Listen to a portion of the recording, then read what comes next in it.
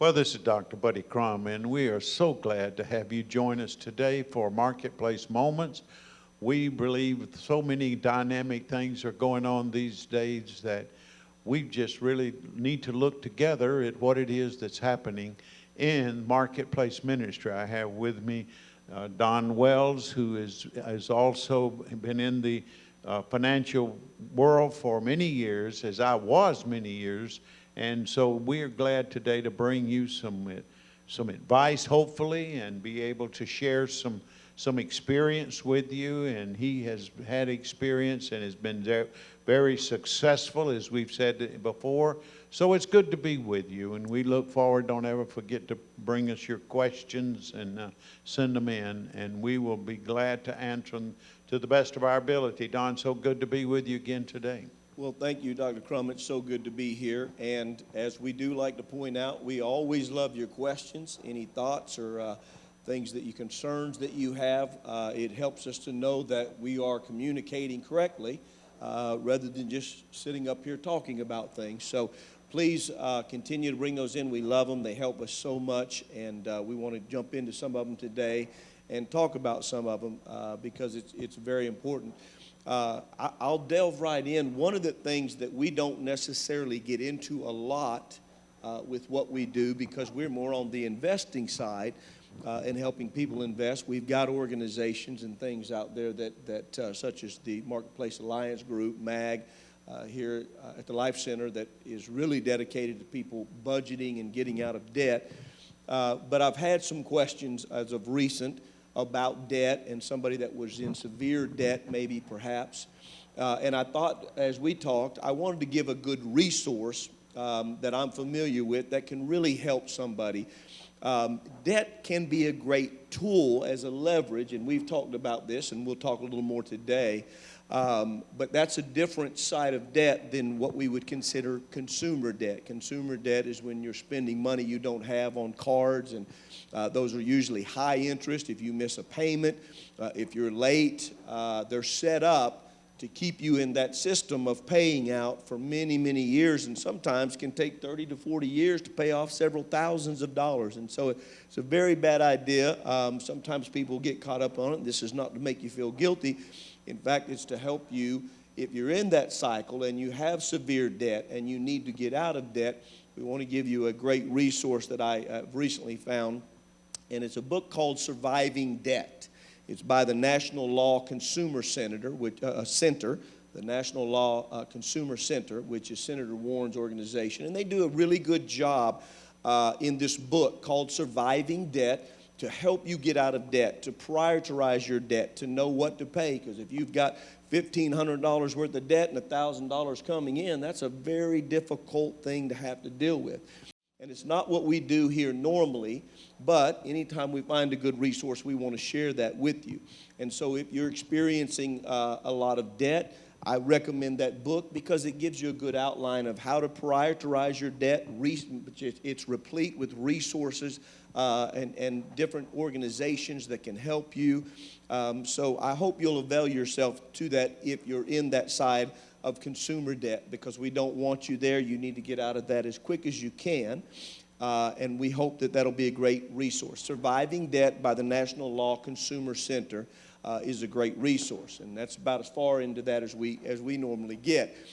On that note, we many times when we sit down with individuals do help them understand, and you've done this, and on many occasions that I know of, help people understand debt leveraging. And talk about that a little bit, Dr. Crum, because that's an important part of understanding how to build wealth. It's an important tool. Well, it definitely is. And you know, when we think of debt, people usually anticipate getting their home paid for and get their mortgage wiped out. And while I understand the reason behind it, and you don't want to be what we call in debt, means you owe more than you have the ability to pay, or the asset is not worth what you owe on it. Be like being underwater is the old expression with a car. You buy it and it depreciates, and suddenly you find you owe more than it's worth. So that is debt. When you cannot pay and you have to depend on the future, or that's the reason you bought it, is to depend on future, that is debt. If you're taking money and repositioning it, for example, if you have a home and and you can get a mortgage and the rates today 2 or 3%, 3 and 4%, then you're paying out that amount, and yet there's coming a time, if not now, when you'll be able to make 5, 6, 7%. Mm-hmm. So that's called leverage, where I take take my money and get more from it.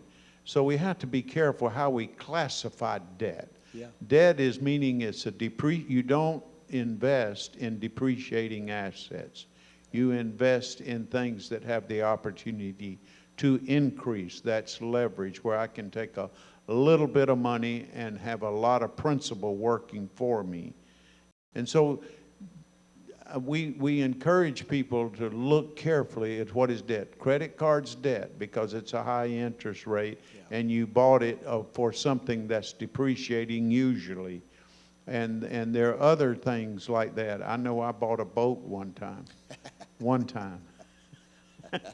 One time. You know, the best 2 days of your life, the day you bought it and the day you sold it, because right. it was a depreciating asset. And so I bought it and financed it, and it became a burden. Yep, I've had recently, a client asked me about buying a boat, and I said, my recommendation is to find a friend or family member with the boat and ride on their boat. Rent it or borrow it, absolutely. You bring a very good point, and I've shared this story. I think it bears repeating. I had a client, several through the years, but just a few short years ago, that was in a scenario that you were talking about. She had sold her house, was buying a new house, and so she had sold her house for a great amount, and really, I think the number was about $175,000 on the new house.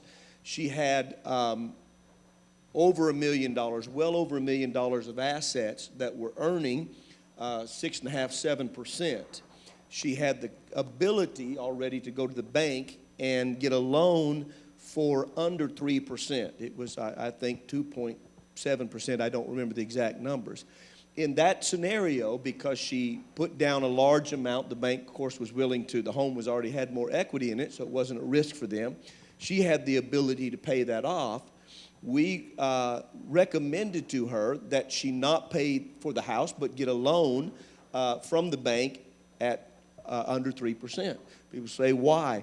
Because her money that she was going to pull out to pay off that debt was already making 7%. So at that particular place in her life, it's better to borrow at under 3%, let your money continue to make 7%. That's what we mean by debt leveraging. So in that scenario, it was better for her to get the loan, the tax write-off, the benefit of that, and then her money's still making money. We don't recommend debt or consumer debt, credit cards or depreciating assets and that have high interest rates, because that benefits the company that's giving you the credit. But you can do things with that, and so we recommend, what we're trying to do is just kind of help you think maybe a little bit differently. Sometimes, particularly in the church, we get scared and we say debt and we run away from all debt. Well, there is bad debt, but there's certainly some things you can do in building your wealth in debt leveraging if you understand how that works and you're not putting yourself in any more risk. So on that note, we always want people to understand. Make sure you talk to somebody and talk to a professional who understands that. We try to, when we can, help people, counsel people through that so that you make good decisions. But be aware that sometimes that can help you continue to build your wealth without adding all that risk into it. I hope that you will continue to send in your questions.